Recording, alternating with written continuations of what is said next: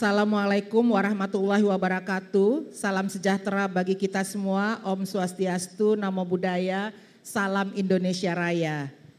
Bersama ini saya selaku Ketua Panitia mengucapkan selamat datang dan berterima kasih atas dukungan dan perhatian. Alhamdulillah hari ini kita bisa berkumpul di ruangan ini dari PP, PD, dan PC Pira seluruh Indonesia. Namun kami sebagai perempuan Indonesia Raya harus siap gerak cepat, berkoordinasi, dan menyusun pasukan membentuk kepanitiaan dadakan. Alhamdulillah semua berjalan baik. Pada hari H atas masukan dan bimbingan dari Dewan Pembina PP Pira, kita membentuk yang namanya tim materi, karena kita berharap bahwa tetap kita akan memproduksi sesuatu agar kawan-kawan ke daerah bisa membawa hal yang sangat produktif. Kembali saya ingin mengucapkan terima kasih yang sebesar-besarnya kepada teman-teman panitia yang membuat acara kita ini bisa terselenggara dengan baik. Tanpa kerja keras kita, tanpa koordinasi dan kekompakan, tentu acara yang besar ini mustahil kita lakukan. Wabillahi taufik wal hidayah. Wassalamualaikum warahmatullahi wabarakatuh. Salam Indonesia Raya. Gerindra. Pira. Luar biasa. Hari ini tanggal 22 Desember adalah Hari Ibu. Saya berharap sebetulnya kita tahu ya, Hari Ibu di Indonesia adalah hari perjuangan perempuan Indonesia yang waktu itu meneruskan Hari Sumpah Pemuda, kemudian para perempuan ini waktu itu namanya wanita ya, berkongres di Yogyakarta pada tanggal 22 Desember 93 tahun yang lalu. Ibu-ibu sekalian yang saya hormati, 90 tahun sudah berlalu ya. Tetapi sampai saat ini kita masih memiliki banyak ketidaksetaraan gender. Salah satu upaya untuk supaya ketidaksetaraan gender itu bisa diatasi adalah melalui politik. Antara lain melalui anggota-anggota parlemen di berbagai tingkatan, pusat, provinsi, kabupaten, kota. Nah, apakah kemudian kita ini semua juga memahami akibat ketidaksetaraan gender itu apa sih? Lalu sekarang ini sedang banyak, ini ada Ibu Novi dan Ibu Endang di DPR, mau bikin undang-undang pekerja rumah tangga yang tertatih-tatih sejak zaman saya di DPR dulu sampai sekarang belum jadi. Lalu yang baru sebetulnya sudah mulai periode yang lalu juga, begitu banyaknya kekerasan seksual pada perempuan dan anak, meskipun pada laki-laki ada juga tapi enggak banyak ya Pak Mutanto ya, kebanyakan kan pada perempuan dan anak. Itu sekarang juga sedang disusun rencana undang-undang penghapusan kekerasan seksual. Masih ada partai yang belum setuju, tapi akhirnya sudah masuk paripurna. Maksud saya pleno itu paripurna. Oke. Jadi kita harus tahu kedua undang-undang itu apa sih. Lalu sebetulnya dulu ada juga rencana membuat undang-undang kesetaraan dan keadilan gender. Ini sekarang malah tidak ada lagi suaranya. Nah karena itu kita perempuan kalau mau menjadi anggota parlemen biar bisa untuk mengurangi ketidaksetaraan gender, kita harus memahami berbagai permasalahan. Jadi memang Indonesia ini begitu luas, begitu banyak masalah dan masalah itu kok sampai sekarang masih banyak belum terselesaikan. Acara pada hari ini adalah ini mengenai keterwakilan perempuan sebanyak 30% di parlemen. Baiklah, kami persilahkan Ibu Titi Anggraini dari Perludem. Dan beliau itu sangat mendalami mengenai segala sesuatunya tentang pemilihan umum, ya Bu ya. Baik, terima kasih Ibu. Assalamualaikum warahmatullahi wabarakatuh. Ya, saya ingin mengawali dengan kondisi objektif Ibu-Ibu. Saya selalu apresiasi kepada perempuan politik karena ibu-ibu semua bertarung dalam proses demokrasi elektoral di Indonesia yang tidak mudah. Pertama, kita itu terkenal sebagai pemilu terbesar di dunia, the biggest one day election in the world. Jadi kalau besar itu sudah kebayang kan, besar artinya membawa ekses pada apa? Pada uang, pada tenaga, pada energi, waktu dan seterusnya. Jadi dari sisi pulau, dari sisi daerah, wilayah, karena dia besar, dia membawa ekses pada kebutuhan juga yang besar begitu. Yang kedua adalah kita ini menerapkan sistem pemilu yang paling kompleks dan rumit di dunia.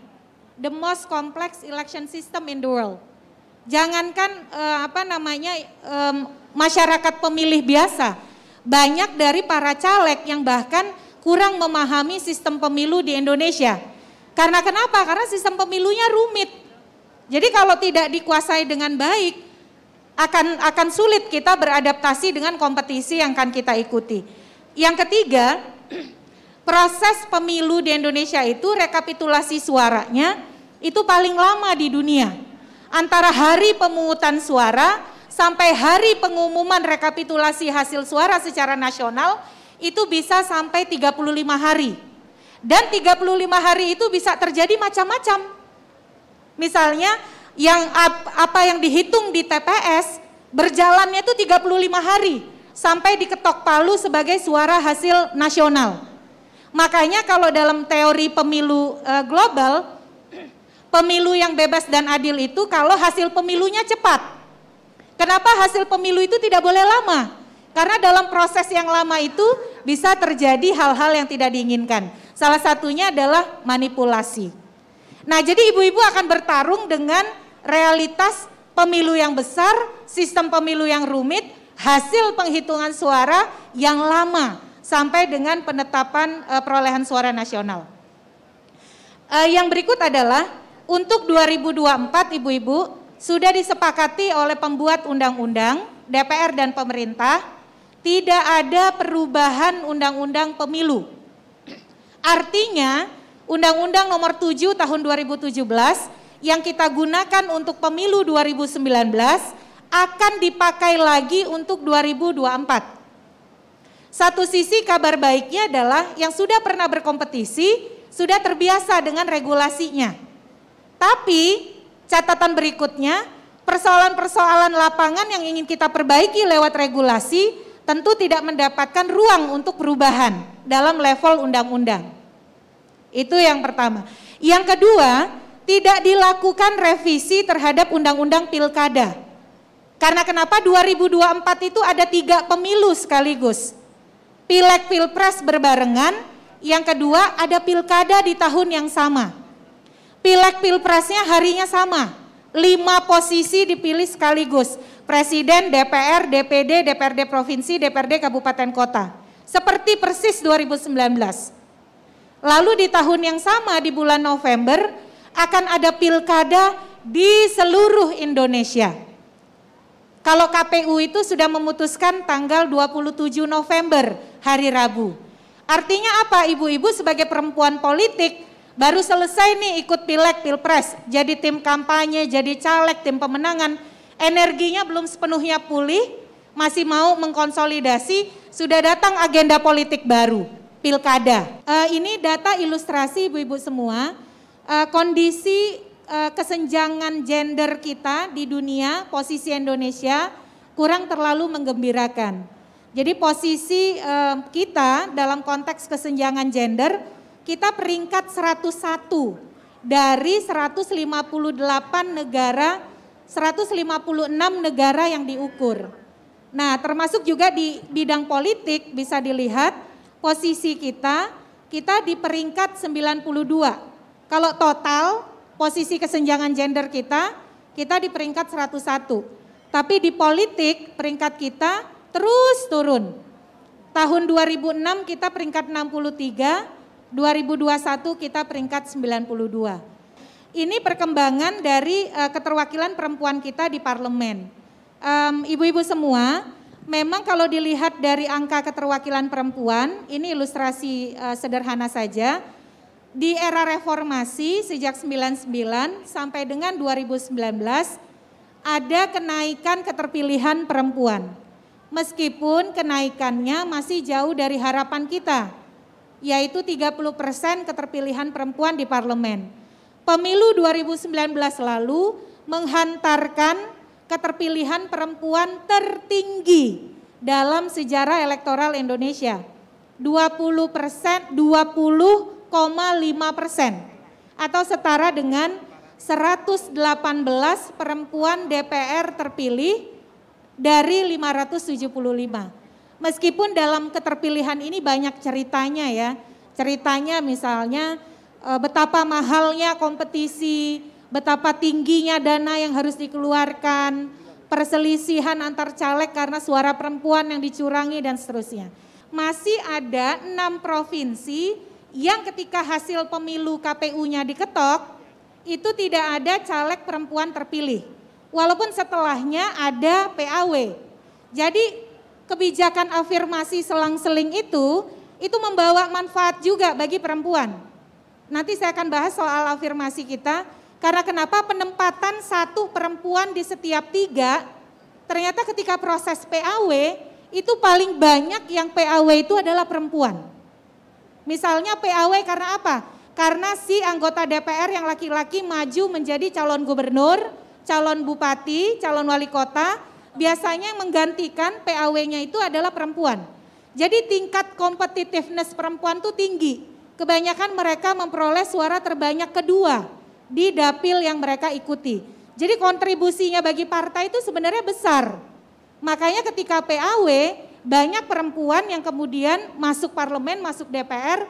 Sekarang perempuan kita di DPR itu tidak lagi 118, tapi sudah 125 lebih. Nah disitulah signifikansinya punya afirmasi sistem zipper. Nah 6 provinsi yang belum punya perempuan itu, ini hasil murni ya, belum ada PAW, itu ada Kepulauan Riau, ada Bali, kemudian Kalimantan Selatan, kemudian Kalimantan Utara, dan Papua Barat. Artinya kita perlu lebih bekerja keras di provinsi-provinsi ini, karena belum ada caleg perempuan DPR terpilih ketika ketok palu pengumuman hasil dari KPU. Kemudian juga ada dapil, 19 dapil daerah pemilihan yang tidak ada perempuan terpilihnya. Ini bisa dilihat di layar, ada Aceh 2, Riau 1, Riau 2, Babel, Kepri, Lampung 1, DKI 3, Jateng 1 dan Jateng 10, Jatim 4, Jatim 11, Bali, NTB 1, NTT 1, Kalbar 1, Kalsel 1 dan 2, Kaltara dan Papua Barat. Jadi ini juga mungkin bisa menjadi identifikasi ibu-ibu semua soal strategi pemenangan di dapil-dapil yang belum ada perempuannya. Tapi juga ada provinsi dengan keterwakilan perempuan tinggi, yaitu ada di Provinsi Bengkulu, 75% dari anggota DPR-nya adalah perempuan. Jadi dari 4 anggota DPR-nya 3 adalah perempuan. Kemudian Sulawesi Utara 66% dan kemudian Maluku Utara 66%. Jadi ini provinsi yang kita juga bisa belajar ya, apa strategi partai, apa kebijakan partai, dan bagaimana konstelasi sosial politiknya sehingga keterwakilan perempuannya bisa tinggi melampaui 50%. Ilustrasi ini sengaja saya tampilkan karena ternyata meskipun sistem pemilu kita proporsional terbuka, artinya setiap caleg punya peluang untuk dipilih oleh pemilih, adalah fakta nomor urut itu menentukan.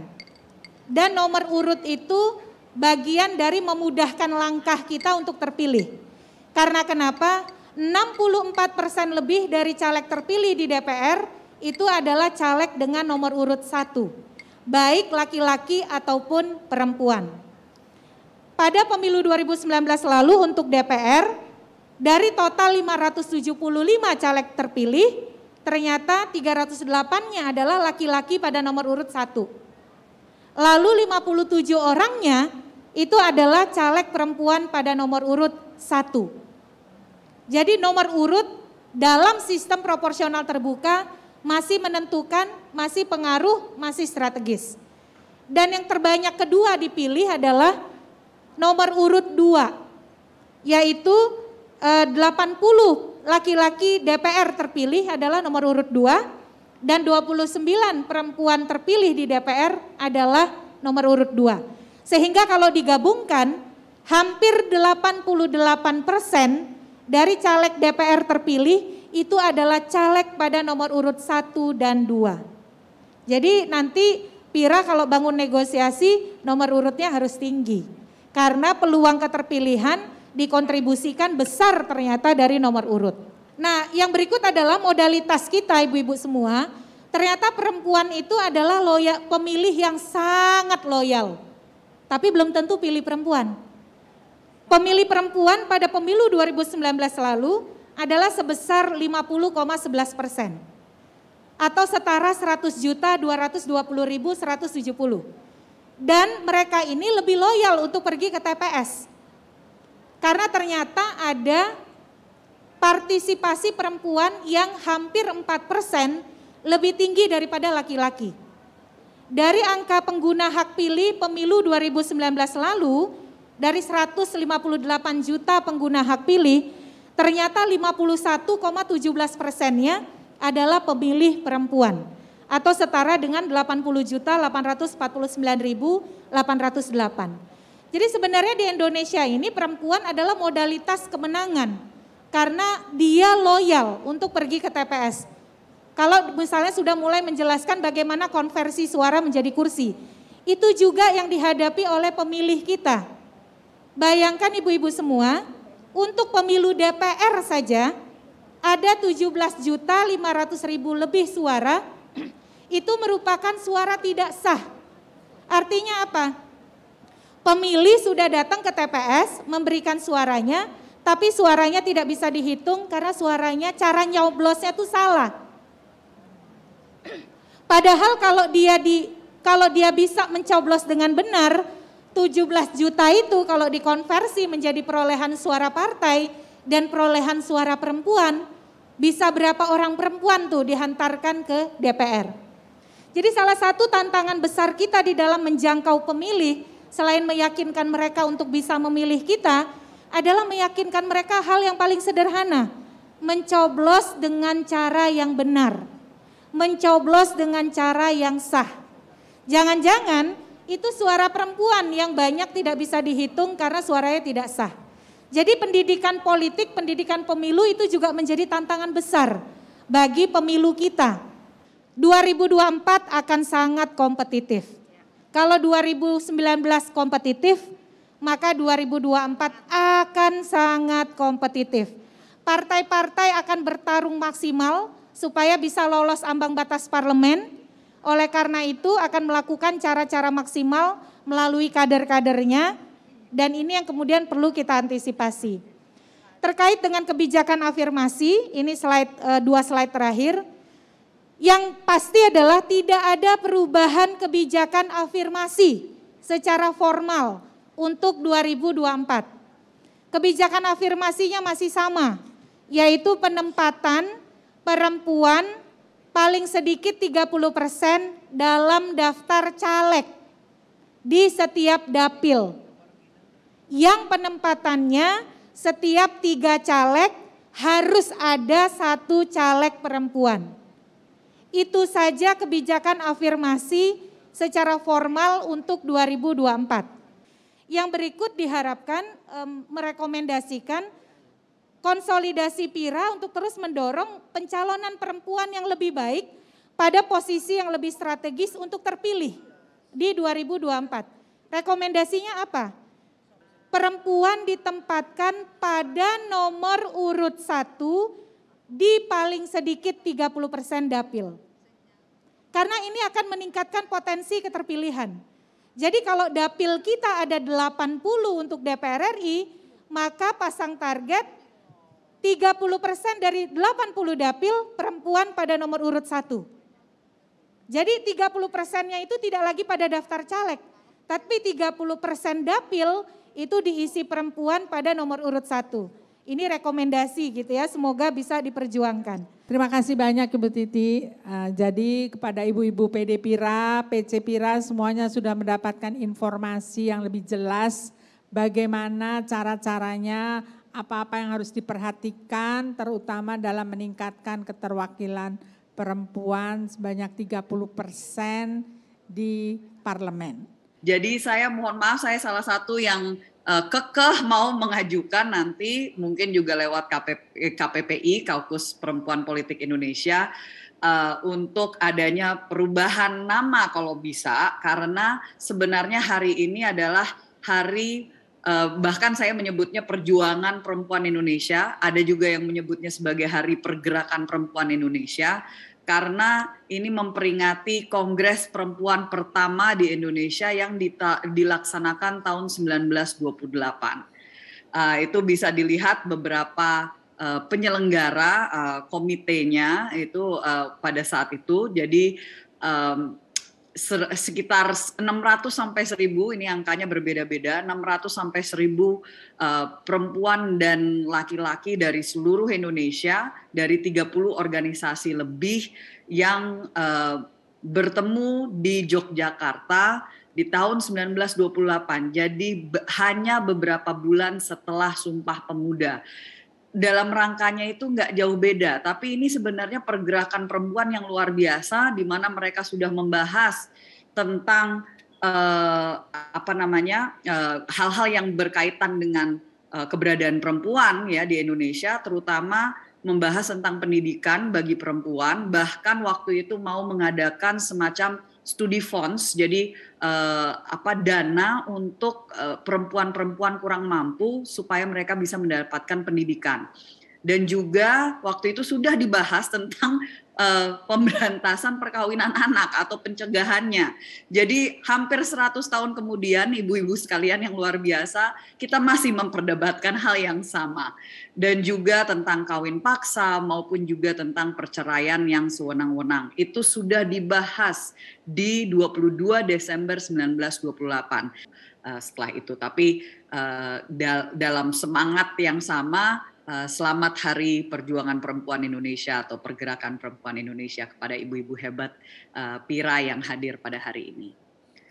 Ini adalah 3 tantangan terbesar yang dinyatakan oleh Kementerian Pemberdayaan Perempuan Perlindungan Anak menjadi tantangan untuk keterwakilan perempuan.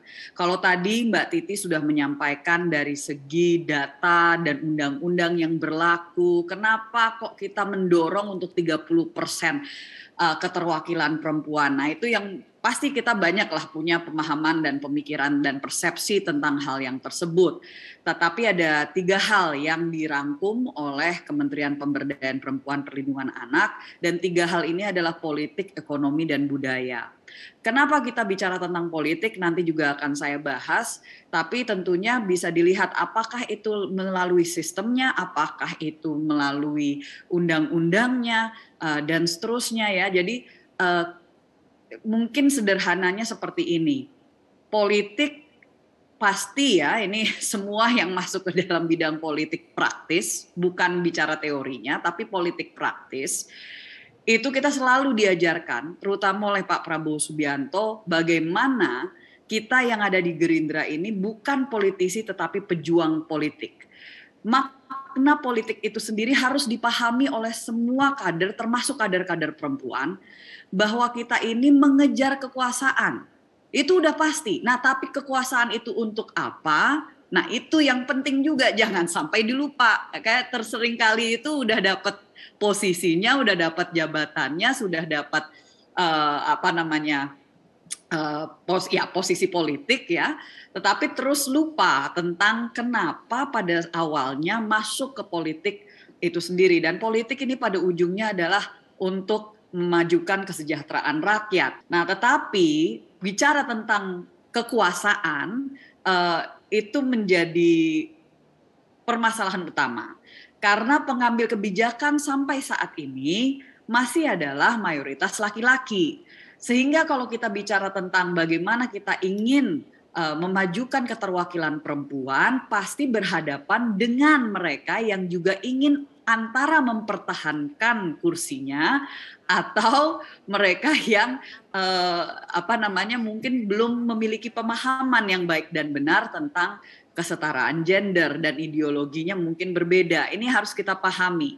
Yang berlaku di DPR adalah musyawarah mufakat, bukan hanya sekedar voting saja, tapi kita yang berlaku di demokrasi Indonesia adalah bagaimana kalau ada satu orang yang punya ideologi yang berbeda, itu tetap harus dipertimbangkan, dan itu pun juga kenapa sampai sekarang RUU tindak pidana kekerasan seksual masih menjadi perdebatan yang besar sekali, walaupun itu bukan hanya isu perempuan semata, tetapi itu menunjukkan salah satu hal kenapa secara politik kita butuh keterwakilan perempuan untuk menyuarakan hal-hal yang sangat berkaitan erat dengan perempuan, tapi juga kenapa itu menjadi tantangan, ya karena realitanya kita masih berhadapan dengan mayoritas laki-laki, mereka adalah pengambil kebijakan tertinggi, mau itu eksekutif maupun juga legislatif, dan tentunya kita bicara politik adalah untuk mencari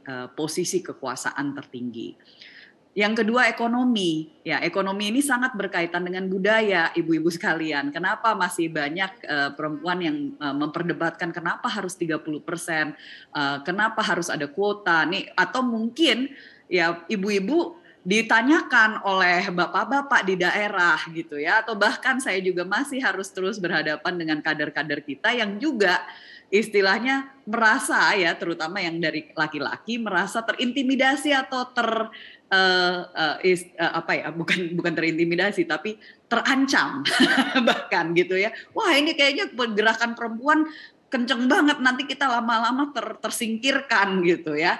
Ya ampun, kita aja belum 30% saja sudah dinyatakan seolah-olah sebagai ancaman posisi politik mereka. Tapi kenapa ini sangat berkaitan dari segi ekonomi dan budaya?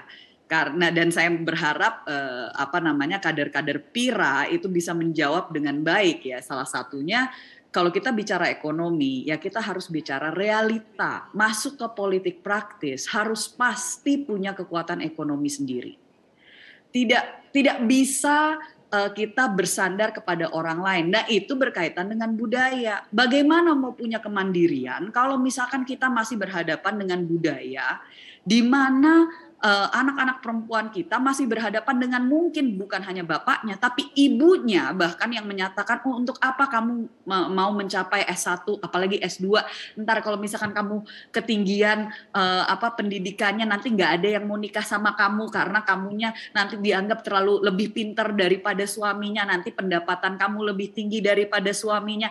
Itu masih dihadapi oleh teman-teman saya seumuran saya, generasi milenial yang berhadapan dengan generasi yang sebelumnya, orang tua mereka, dan kita dididik. Dan kalau misalkan masih mending merekanya bisa mendapatkan pendidikan tinggi, masih mending mereka bisa untuk maju, bekerja dan seterusnya, tapi giliran sudah bekerja di usia tertentu, ada lagi budaya kita yang menyatakan bahwa oh kalau sudah menikah, nggak perlu kerja lagi karena sudah tugasmu untuk merawat rumah tangga.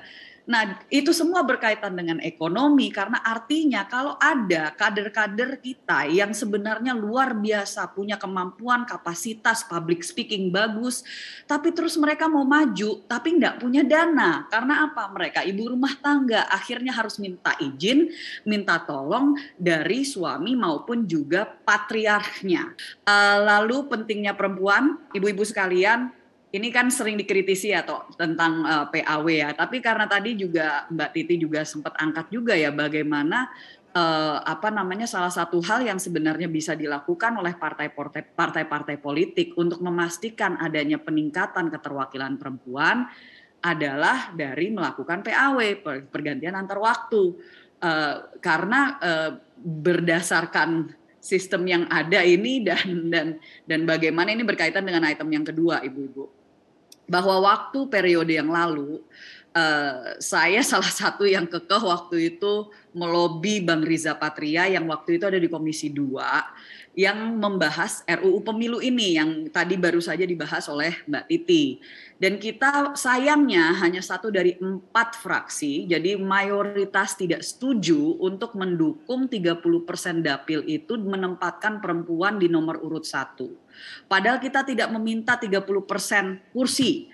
Baru saja waktu itu memperjuangkan 30% daerah pemilihannya itu di nomor urut 1-nya itu perempuan.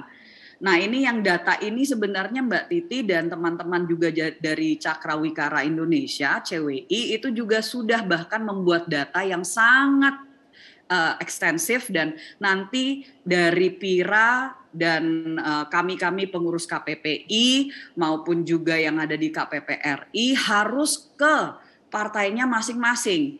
Ya, kita harus memaksimalkan posisi-posisi kita yang ada di Kaukus Perempuan Parlemen Republik Indonesia. Jadi semua parlemen members kita, anggota DPR RI kita itu adalah anggota dari KPP RI. Bahwa di tempat-tempat ini, di KPP RI maupun KPPI itu harus melakukan gerakan yang lintas partai, tidak bisa hanya itu menjadi satu platform untuk satu orang atau satu partai. Jadi itu kita langsung menggerakkannya untuk presidium supaya apa? Ada kebersamaan karena sekali lagi pengambilan keputusan di DPR bukan hanya berdasarkan suara satu partai. Kita musyawarah mufakat, artinya harus lebih banyak yang mendorong untuk adanya keterwakilan perempuan. Case in point adalah yang tadi di atas itu tentang bagaimana kita waktu itu mendorong untuk 30% dapil nomor urut 1-nya perempuan itu masih mayoritasnya tidak setuju. Jadi Gerindra waktu itu hanya 1 dari 4. Ini yang terakhir juga mohon persiapan kader calon legislator maupun kepala daerah ini dipahami Bu. Kita bicara pemetaan itu yang tadi sudah mulai Mbak Anita sampaikan. Pemetaan itu penting, daerah-daerah yang sebenarnya sangat terbuka karena berdasarkan pengalaman saya ibu-ibu sekalian, tahun 2014 di Dapil Jawa Tengah 4 itu tadinya hanya 1 kursi dari 7 yang perempuan. Survei bahkan mengatakan seorang Rahayu Saraswati tidak mungkin dipilih karena perempuannya nggak mau milih perempuan. Itu di Sragen Karanganyar Wonogiri. Nah tapi apa yang terjadi, kita betul-betul lintas partai, bukan hanya saya, turun ke dapil kampanye luar biasa, akhirnya kita membuktikan survei itu salah dengan adanya 4 dari 7 kursi akhirnya perempuan. Kita harus mengajukan kader-kader kita dan artinya apa? Nggak bisa cuman bidangnya itu adalah soal bidang perempuan. Kita harus mengajukan juga termasuk bidang politik. Orang-orang perempuan-perempuan yang bisa mewakili Gerindra itu di badan-badan termasuk ya Bapilu dan bahkan kalau perlu di KNPI, kalau perlu di HIPMI, kalau perlu di mana-mana kita harus ada perwakilan-perwakilan perempuan lintas komunitas. Mungkin itu, terima kasih banyak. Assalamualaikum warahmatullahi wabarakatuh. Terima kasih Mbak Sarah. Tayangan Inspirasi.